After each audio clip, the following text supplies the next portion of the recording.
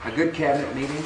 Talked a lot of issues. Secretary of State and Defense brought us up to date about our desires to spread freedom and peace around the world. And the economics team of Secretary Snow, Evans, and Chow, who have been traveling the country, reported back that there's a positive feeling in America about our economy. And my attitude is that even though some of the numbers are good, there's still too many people looking for work. And so we're going to keep working on the economy until people can find a job. We took some strong action in the past, and we reduced taxes on the working people, and those tax reductions will be reflected in their paychecks soon. The expansion of the child tax credit is helpful to people because checks are now in the mail. And both of those events will enhance demand for goods and services, which will make it more likely somebody will find work. There's more to do here in Washington. I'm pleased that the House of Representatives and the Senate both have now passed energy bills. It's time for them to reconcile their differences when they get back from their August breaks and get a bill to my desk. We need tort reform in America so that our entrepreneurs are more likely to focus on capital formation than lawsuits, frivolous lawsuits. We need to make sure we get a Medicare bill passed. That's going to be helpful for workers today to help plan for their future, to know there's a modern Medicare system. I appreciate the fact that the Congress has passed trade agreements with Singapore and Chile, which means there'll be more markets available for American entrepreneurs and farmers and ranchers. The more places for us to sell products, the more likely it is somebody's going to be able to find a job. And so even though there's been some progress made in terms of numbers, this administration focuses on lives. And when there are people looking for work and they can't find a job, it means we're going to continue to try to put pro-growth, expansive policies in place. So I want to thank the cabinet members who are focusing on this very important part of our agenda, and I appreciate your upbeat report.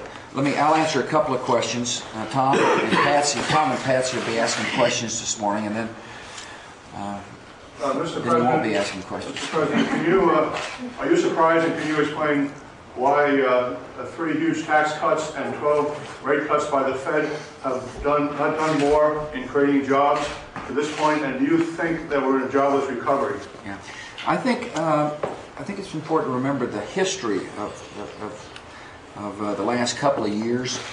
In March of 2000, the stock market began a precipitous decline. That was in March of 2000. And then the country went into a recession, which would be the first quarter of 2001. And we acted. We called the Congress together and passed a significant tax cut. Economic historians would say that the recession of 2001 was one of the more shallow recessions. Some would probably say, well, maybe you shouldn't have acted and let the recession go deeper, which would may have made for a more speedy recovery. Our attitude is that we're worried about people's lives. A deep recession would have meant more people would have been out of work, and we want people to work in America. It's in our country's interest they do so. Then as the economy kind of got going again, the enemy attacked us. September the 11th had a significant impact on our economy. Then we discovered some of our corporate CEOs forgot to tell the truth, and that affected confidence.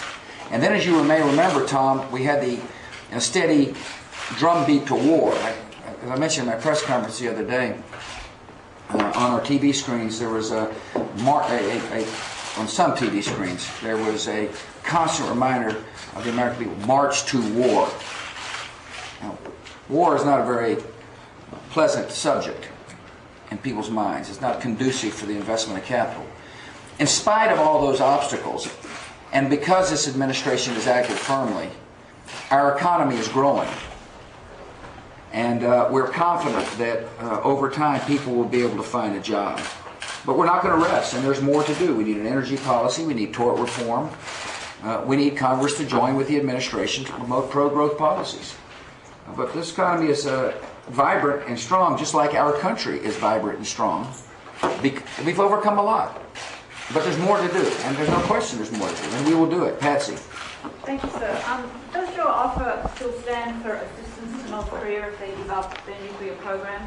And how can we deal with someone like Kim Jong-il, a man you don't trust? Yeah.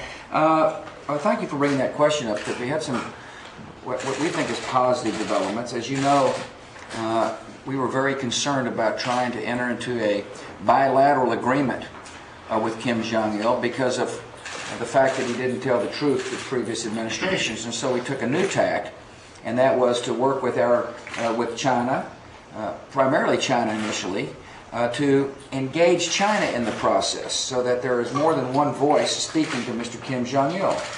And thanks to the Chinese leadership, and we do applaud Hu Jintao's administration for agreeing to be a responsible party in the neighborhood in which they live, it looks like we'll have a multinational forum.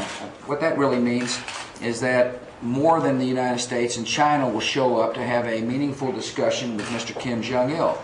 That means Japan will be there. After all, Japan's an important part of the neighborhood. South Korea will be there. They've got a vested interest in having discussions and dialogues with Kim Jong-il. And Russia has agreed to join, which means there are now 5 nations and North Korea sitting at a table, all aimed at convincing, the discussions will be all aimed at convincing Mr. Kim Jong-il to change his attitude about nuclear weaponry. And in the past, it was the lone voice of the United States speaking clearly about this. Now we'll have other parties who have got a vested interest in peace on the Korean Peninsula.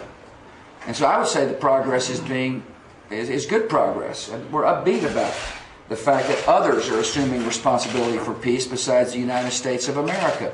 And we'll see how the dialogue goes. We fully understand the past.